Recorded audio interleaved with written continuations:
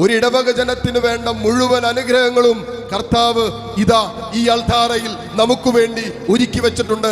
അതുകൊണ്ടാണ് ഹെബ്രായർക്കെഴുതിയ ലേഖനത്തിൽ കൃത്യമായി പറഞ്ഞു വെച്ചിരിക്കുന്നത്, നമുക്ക് വിശ്വാസത്തോടും തീഷ്ണതയോടും കൃപയുടെയും കരുണയുടെയും സിംഹാസനത്തെ നമുക്ക് സമീപിക്കാം.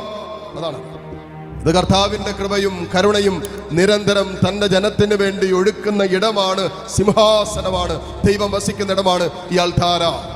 കണ്ടു, ഒരുവന്റെ ഇടവക ദേവാലയത്തിൽ കിട്ടാത്തതൊന്നും വേറെ എങ്ങും കിട്ടില്ല. ഒരുവന്റെ ഇടവക ദേവാലയത്തിൽ കർത്താവ് അവന് വേണ്ടി ഇതാ ഈ സക്രാരിക്കുള്ളിൽ കാത്തിരിക്കുകയാണ്, ഇതിനെ കരുണ കാണിക്കാൻ. നമ്മൾ അതിനോട് പുറംതിരിഞ്ഞു നിന്നിട്ട് നമ്മൾ എങ്ങോട്ട് ഓടിയിട്ട് എന്ത് കാര്യം? ഓരോ പ്രഭാതത്തിലും വിശുദ്ധ കുർബാനയായി ദിവ്യ കാരുണ്യമായി കർത്താവ് നമ്മളിലേക്ക് കടന്നു വരാനായിട്ട് ഓരോ അൾത്താരകളിലും ഓരോ ദേവാലയത്തിലും കർത്താവ് കാത്തിരിക്കുക എന്ന് പറഞ്ഞാൽ നിന്റെ ജീവിതത്തിന്റെ സകല ഇന്നലകളോടും കരുണ കാണിച്ച് നിന്നെ ഐശ്വര്യമുള്ള ജീവിതത്തിലേക്ക് കൈപിടിച്ചുയർത്താൻ.